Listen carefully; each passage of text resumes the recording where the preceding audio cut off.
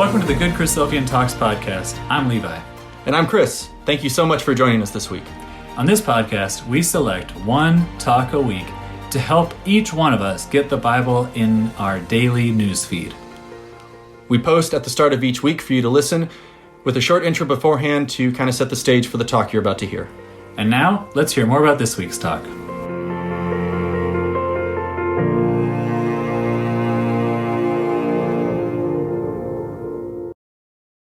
Hi, welcome back to Good Christadelphian Talks Podcast.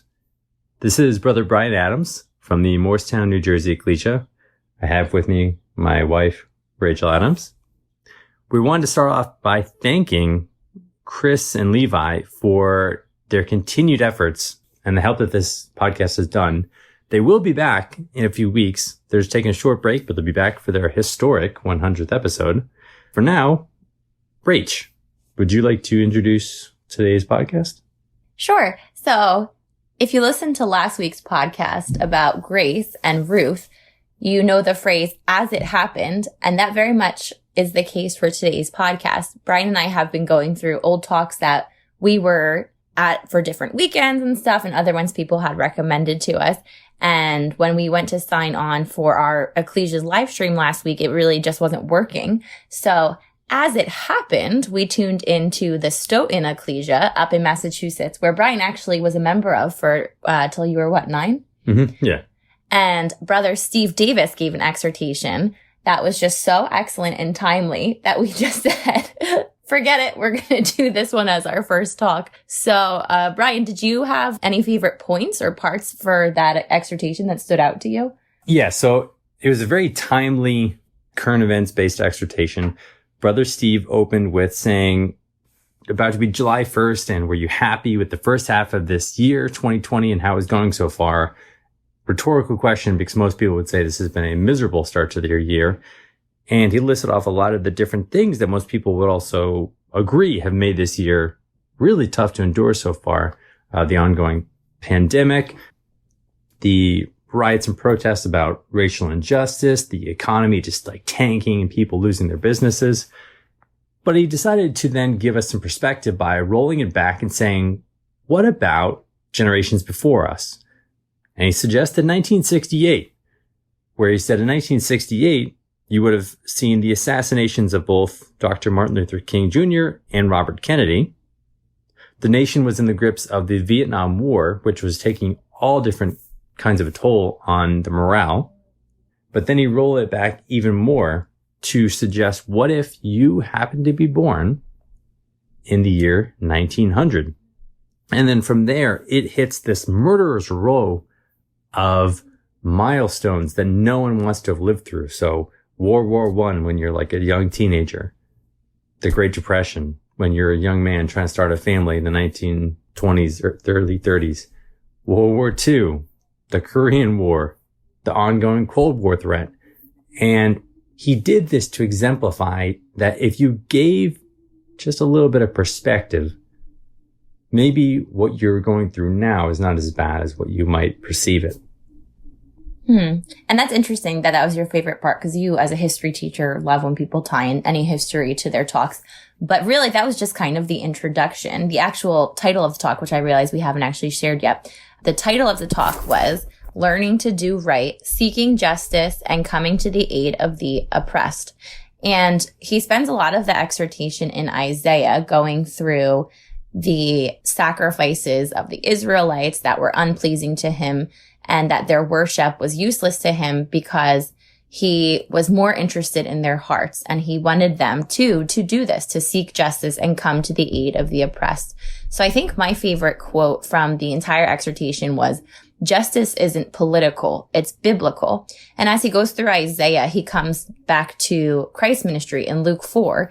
And when he goes to the temple in Nazareth, he quotes from Isaiah. And it's that verse in Isaiah which talks about the importance of learning to do right, seeking justice, and coming to the aid of the oppressed. And it's almost like a mission statement for Christ's ministry. And I find myself sometimes getting caught up into almost too ritualistic of an attitude and just going through the motions and doing all the things. But what I loved about Steve's exhortation was that it was more than just doing things on the outside. It was about changing your heart, and trying to be more like Christ. And if you look at this first, I think it was Christ's first public words of his ministry in the temple. And for him to have said that this was pretty much the purpose of his ministry, and quoting from Isaiah, I think is really important and especially timely now for us to listen to and consider. Anything else you wanted to add about the talk today? It's definitely worth your time. Yeah. So this is an exhortation given at the Stoughton Ecclesia. It's pretty short. I think it was like a half hour. Sweet spot for exhortations. Mm-hmm. Spoken in English. Yep. So, all right. We hope you enjoy it. And as Chris and Levi say, we hope you share it on social media and talk about it with your friends, family members. And of course, we would love to hear your thoughts as well. And if you have any other suggestions for the next few that we'll be putting on, we have some ideas, but we're always open to any other ones. Mm-hmm. So with that, we'll let you roll into the talk, which is entitled Seeking Justice and Coming to the Aid of the Oppressed by Brother Steve Davis. Tuesday is going to be June 30th. We're halfway through the year. How do you like it so far? Yeah. Undoubtedly, 2020 has really been a challenging year for all of us. Between the health crisis, the tanking economy, the terrible levels of racial injustice, it's hard to imagine that things could ever have been worse. I've heard some say that 2020 is the worst year in American, modern American history. But is that really true? When I was 5, a few years before my memories became etched in my mind, or most of my memories anyway, the U.S. went through worse. The year was 1968, and most historians say that it was the most traumatic year we have ever experienced. 1968 was the year both Martin Luther King Jr. and Robert Kennedy were assassinated after advocating for civil rights. Just this morning, I received an email from our brother Tracy Nichols. He said to me, "I'd like to tell you about my first experience with racism when I was 6 or 7 years old. Martin Luther King was assassinated, and I was returning with my mom when I heard the news. It was the first time I heard the N-word used by white people. I also remember my best friend, who was a white boy and whose mother was good friends with my mother. One night she allowed me to sleep over, and my friend woke me up in the night, and he said he had something to show me. We ventured outside in the late hours of the night and climbed onto the building of the elementary school that we were attending. We crawled to the edge of the building, facing a town's high school football stadium. And there, Brother Tracy says, I witnessed a Ku Klux Klan rally, not truly understanding. This is our brother Tracy, 6 or 7, 8 years old, experiencing that. What does that do to a person? 1968 was also the year of the Vietnam War. It's when the draft calls peaked, and there were 50 American servicemen that were being killed each and every day in combat. 1968 was the year that racist George Wallace led a powerful third-party political movement under the slogan, segregation now, segregation tomorrow, segregation forever. And it seems shocking today to learn that this racist man got 10 million votes. You know, brothers and sisters, sometimes we look at history through too narrow of a lens. We tend to focus on the here and the now, forgetting what happened in the past. And I think this is why Moses, in his song from Deuteronomy 32, wrote and counseled us to remember the days of old. Consider the days long past. Ask your father, and he will tell you, your elders, and they will inform you. You know, many years ago, I had an opportunity to sit down with one of our beloved ecclesial elders. It was our sister Pat Sabian before she fell asleep in the Lord. Pat told me about her experiences growing up in London during the Nazi bombing blitz of the city there. Pat talked about her memories as a 12-year-old, how she could hear the Nazi planes flying overhead as she lay in her bed with the blackout curtains drawn. She told me about the percussive sound of the bombs exploding, sometimes far away, but sometimes very near. And if I recall correctly, she said that a bomb actually landed on their family's garage. And of course, the damage wasn't just to property. Pat said she got used to having some of her friends and classmates stop showing up at school when they were killed after bombs landed on their homes. So when we think about 2020, brothers and sisters, perhaps a little perspective is helpful. For a small amount of perspective at this midpoint of, granted, a terrible year, imagine, though, that you were born in 1900. On your 14th birthday, World War I starts, and by the time it's over, 22 million people perish in the fighting. When you turn 18, the Spanish flu epidemic hits, and it kills 50 million people. Then on your 29th birthday, while you're starting to raise your family, the Great Depression begins. Unemployment hits 25%, and the world economy stagnates, and this country grinds to a halt and nearly collapses. If you were lucky, you were able to keep a job, but you probably only earned about $1 a day. Then when you turned 40, World War II started. If you were like Pat Sabian's parents living in London or most anywhere in continental Europe, the bombing of your neighborhood or the invasion of your town by foreign soldiers with tanks and their artillery was probably a daily event. Then between your 39th and your 45th birthday, you would have seen 75 million people perish in the war. Then came Korea and Vietnam and the Cold War. And as you neared retirement, the Cuban Missile Crisis almost led to the nuclear annihilation of the human race. And so for perspective, it's amazing to think back on the lives of our parents and our grandparents and their parents. Perspective is an amazing art.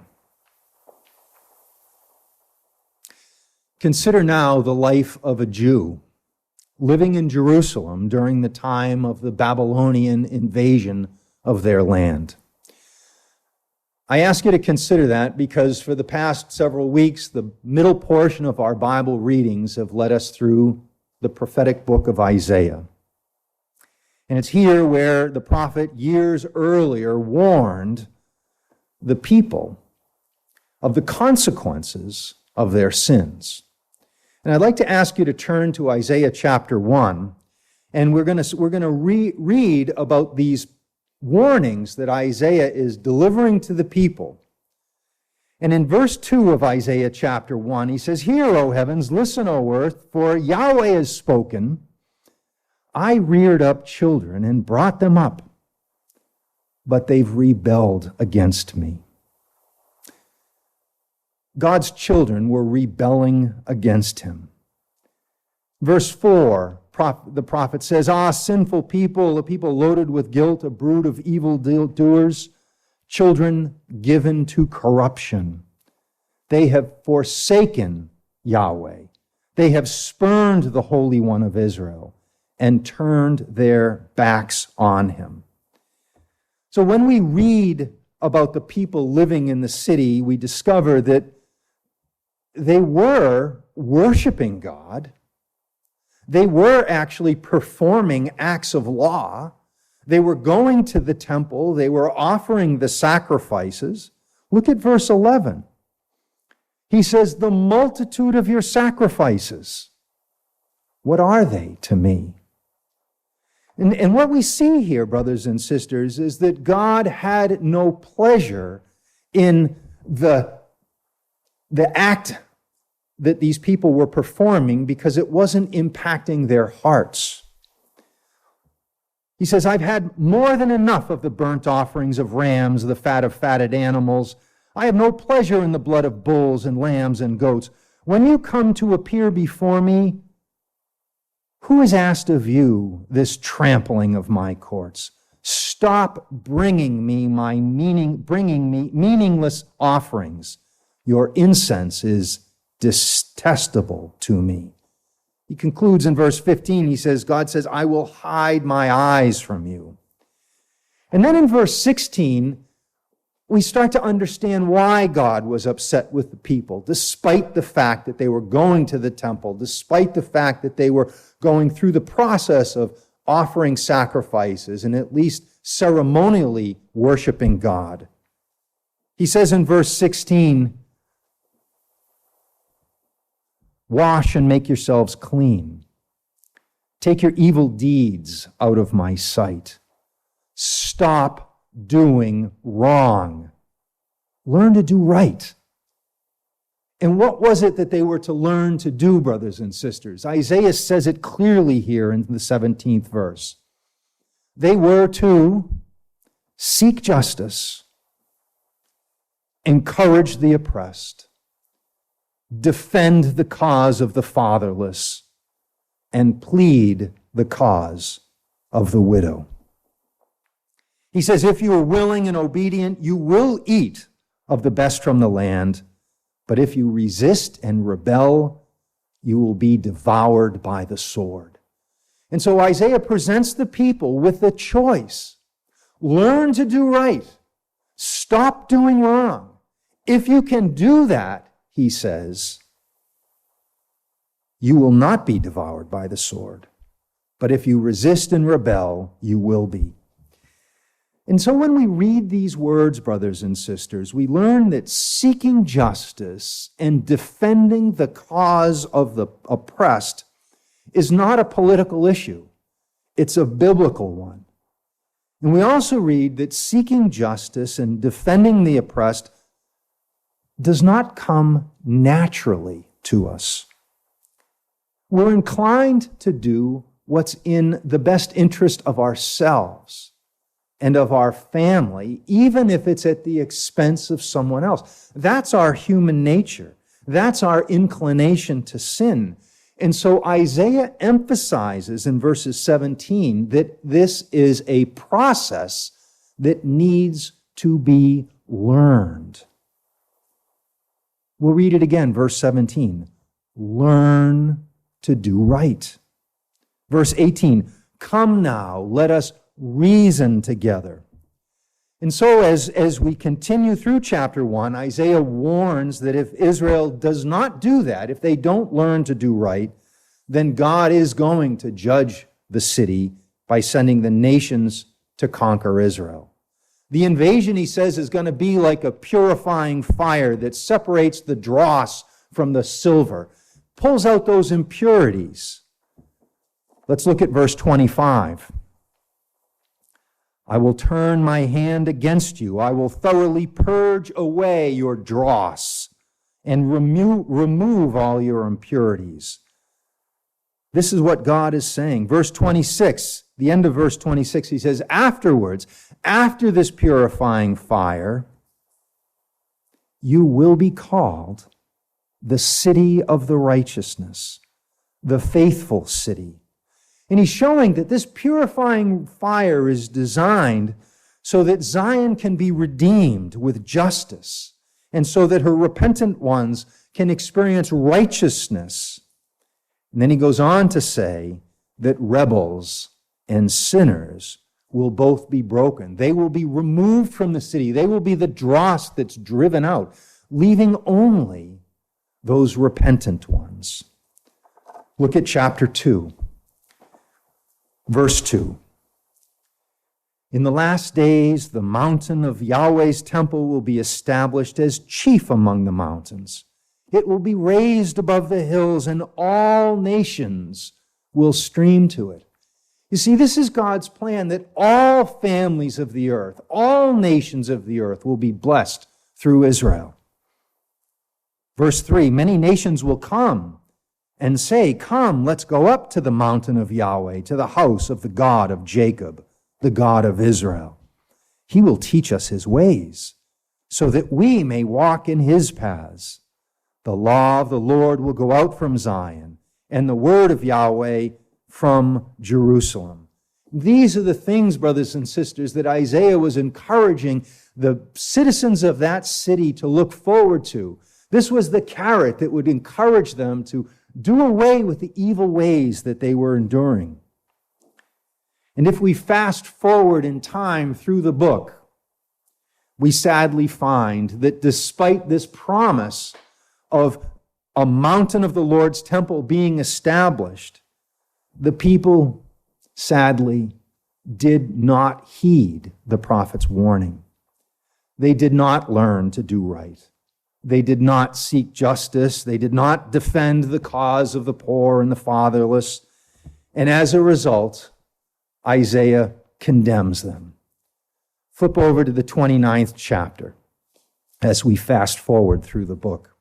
And we're going to look at verse 13. It says, Yahweh says, "These people come near to me with their mouth and honor me with their lips, but their hearts are far from me. Their worship is made up only of rules taught by men. Therefore, once more I will astound these people with wonder upon wonder. The wisdom of the wise will perish. The intelligence of the intelligent will vanish. Woe to those who go to great depths to hide their plans from the Lord."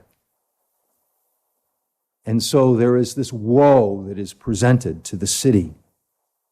And next in Isaiah chapter 39, Isaiah gives King Hezekiah a detailed prophecy about a coming Babylonian invasion and destruction. This is 100 years before this actually took place. And he says to Hezekiah, the city will be invaded and destroyed.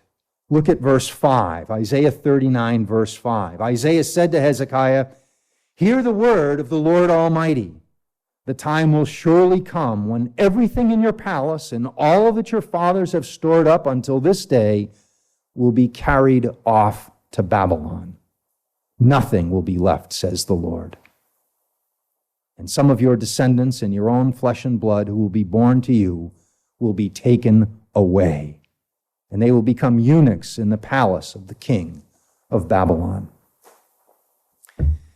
And history tells us that these things came to pass exactly as Isaiah had prophesied. 2 Chronicles chapter 36 gives us the terrible details of the destruction of the city, the death of thousands of its inhabitants. And so when we look at our situation here in the year 2020, it pales in comparison to the events and the experiences of the Jewish inhabitants of the city of Jerusalem who witnessed firsthand an invading army that came into their city, set fire to their homes, set fire to the temple, killed their wives, killed their children, and dragged a remnant of those people across a hot desert sand 1,600 miles away to live and to weep by the rivers in Babylon. But brothers and sisters, that's not the end of the story.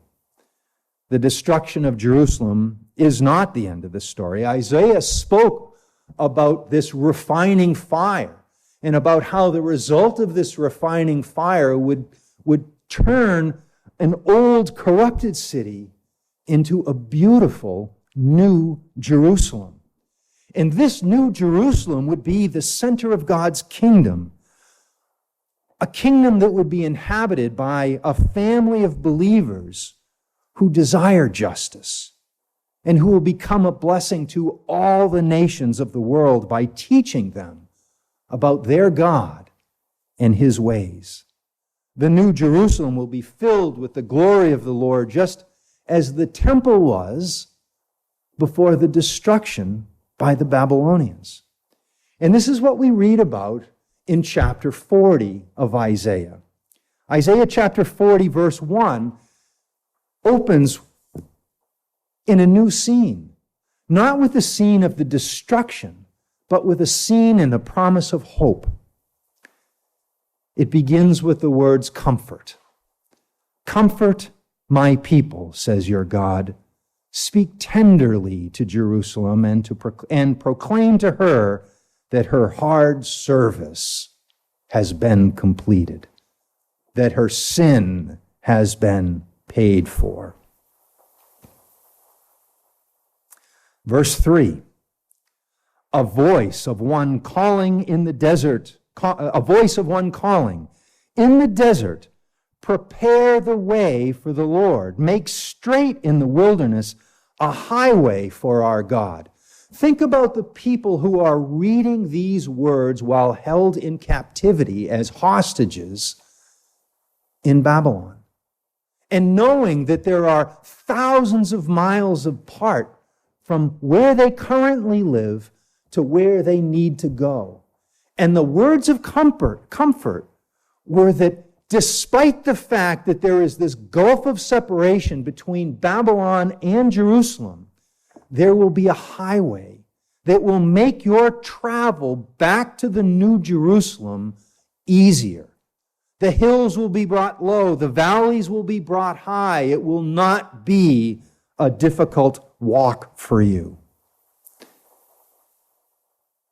The remnant who survived and who were later returned to Babylon, they did survive.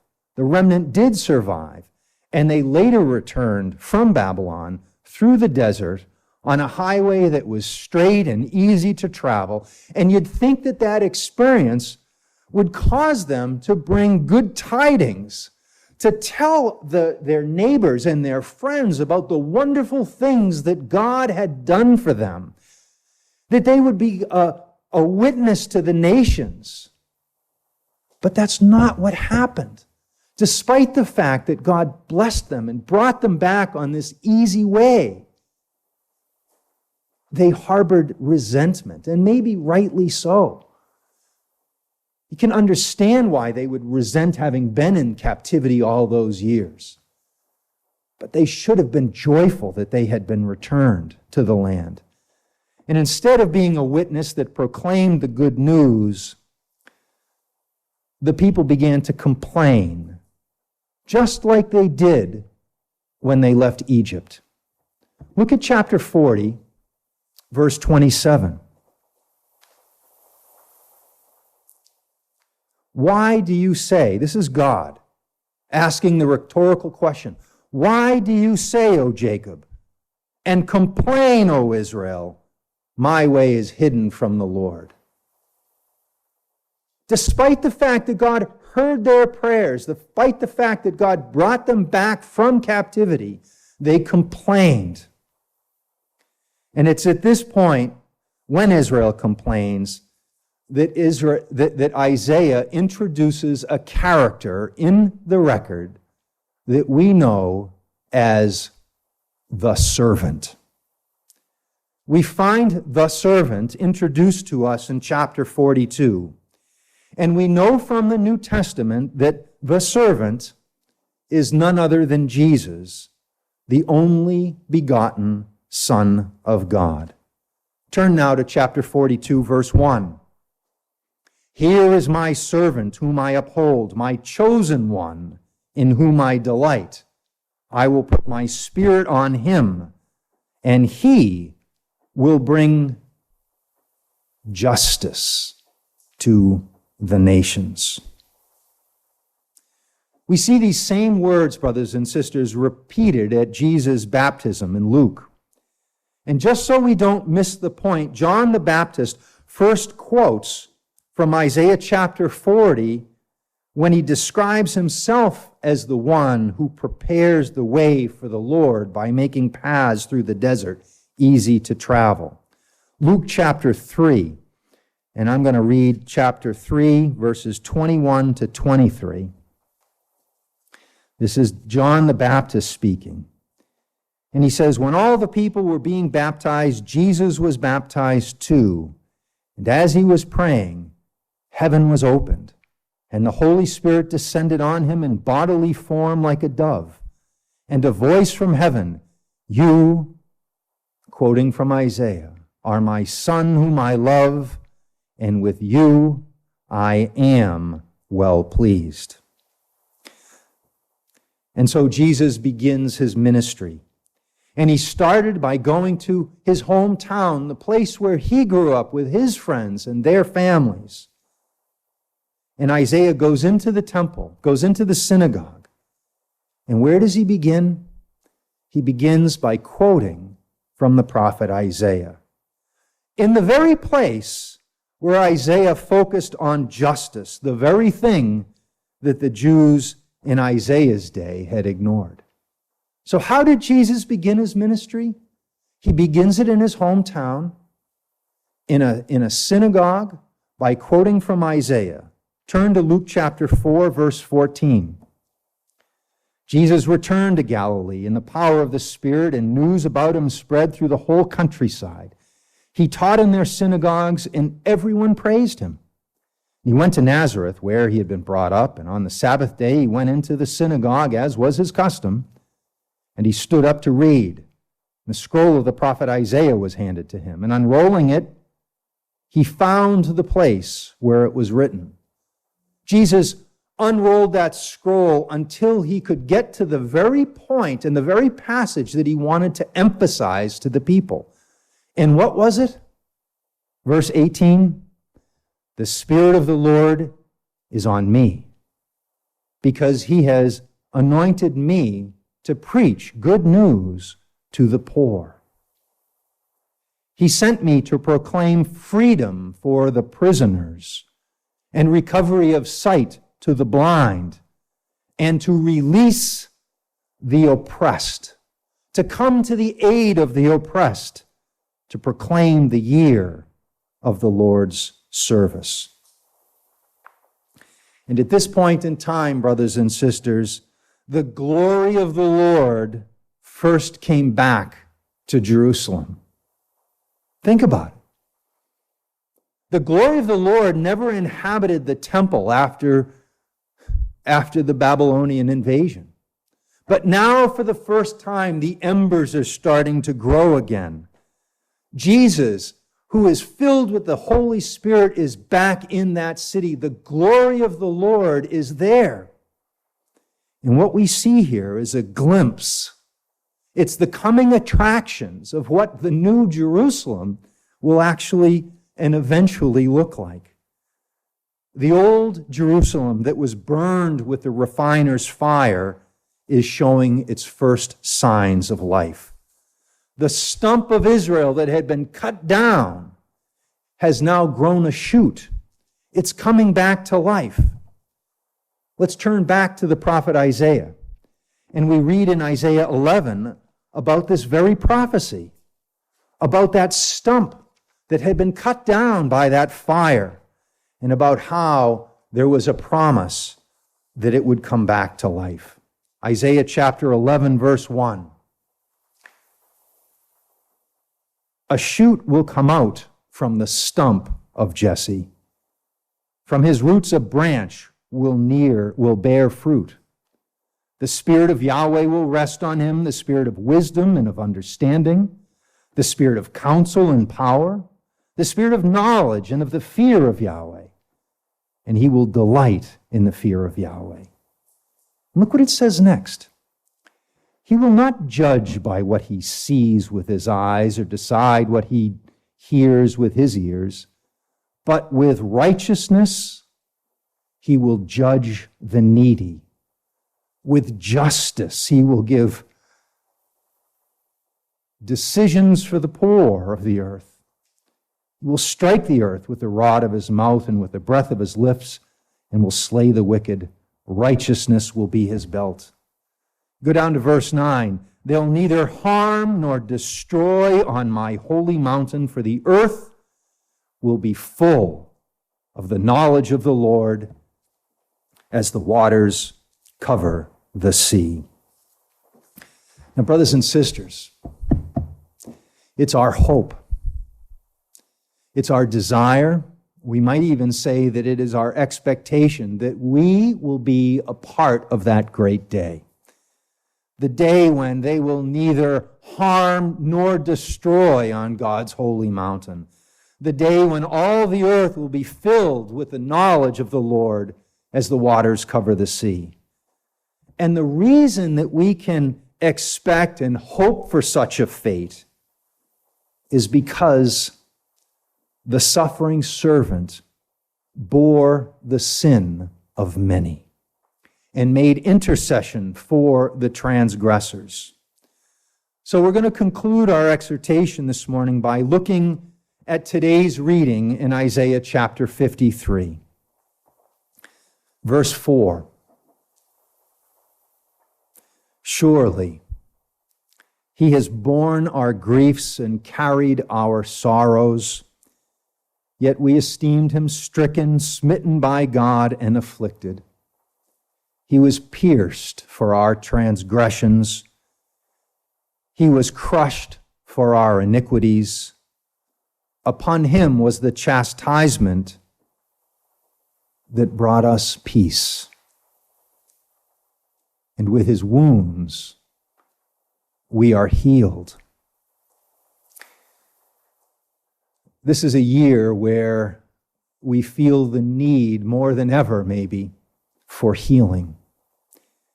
And as we now break bread to honor Jesus' memory, let's look forward to that day of healing when the troubles of this life will be resolved and when the earth will be restored to perfection.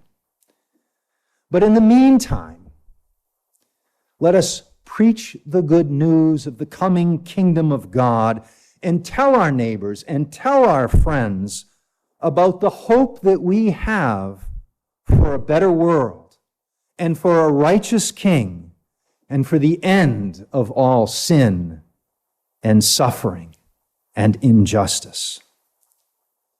And brothers and sisters, let us actively work within our lives, within our families, within our ecclesia, within our neighborhoods, to make the world a better place today by doing right, by seeking justice, and by coming to the aid of the oppressed. In this tumultuous year, we experience the joy and the comfort of knowing that by his wounds we are healed. And as representatives of Christ, as a light that is to shine before the world, let us do our part in bringing healing to a broken world.